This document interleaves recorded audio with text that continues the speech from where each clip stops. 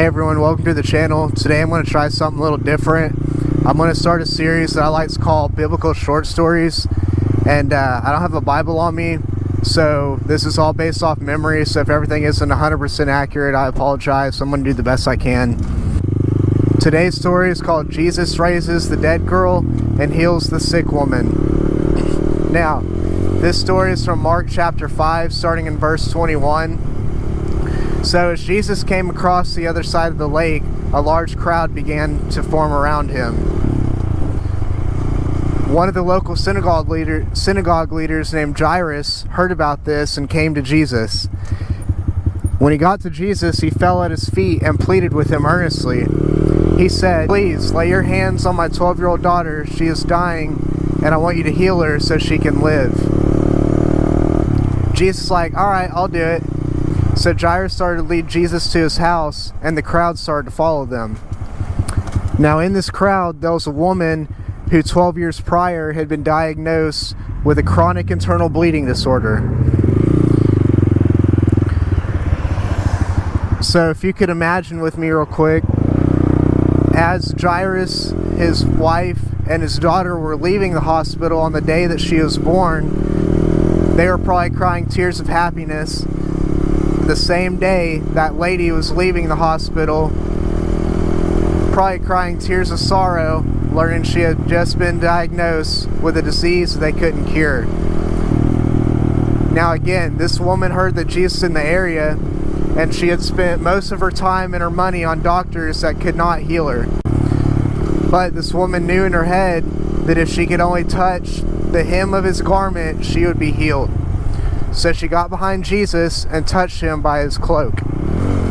When she did this, Jesus felt power come out of him, and he had said, "Who touched my clothes?" Jesus' disciples were like, "Jesus, you see all these people around you. It could have been anyone. What do you mean, who touched your clothes?" Well, Jesus was still looking for the person that touched him, because it wasn't just a physical touch, it was a spiritual touch.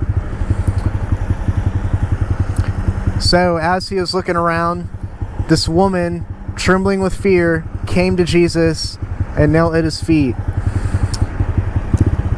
And upon doing so, she said, "Jesus, it was me." And he said, "Woman, because of your faith, you are healed. Go and suffer no more."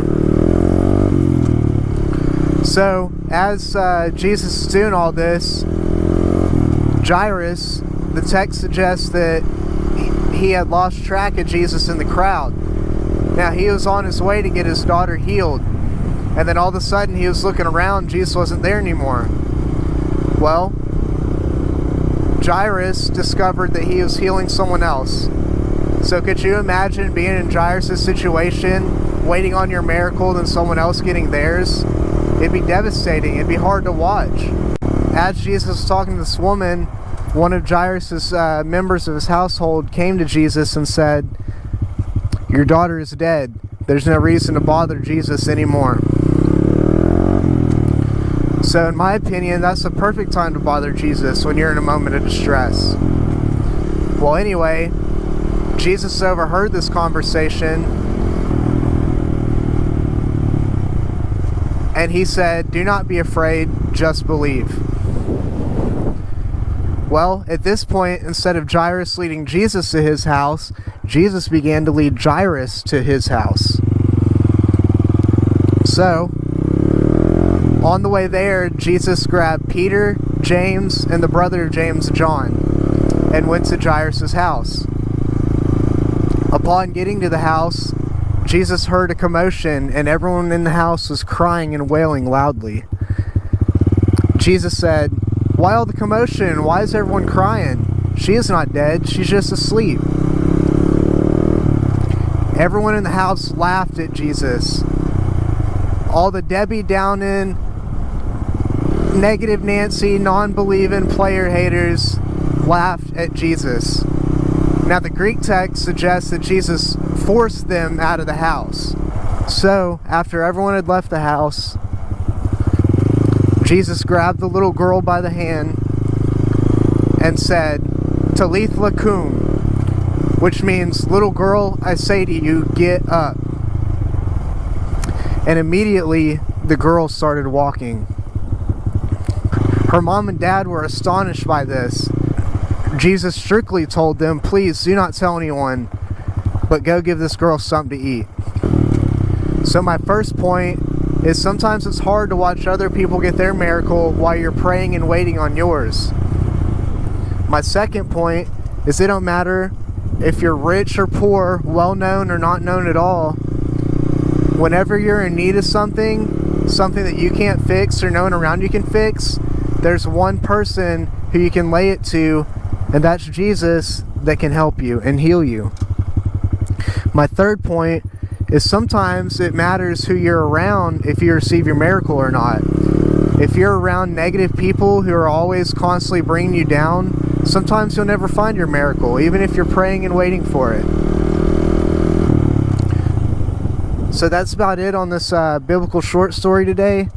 I really hope you liked it, because I'm going to try to start doing this, at least post one story every week. If you haven't already, give me a subscribe, give me a thumbs up or a thumbs down, give me a comment. And also, if you haven't accepted Jesus into your heart as your Lord and Savior, if you're hearing this right now, it's not too late. No matter what you've done or where you're at in life, Jesus has already forgiven you. You just have to accept it. I hope this message builds your faith, because I'm trying to build mine right along with you. So if you can, join me next week and I'll try to have another story for you. See you next time.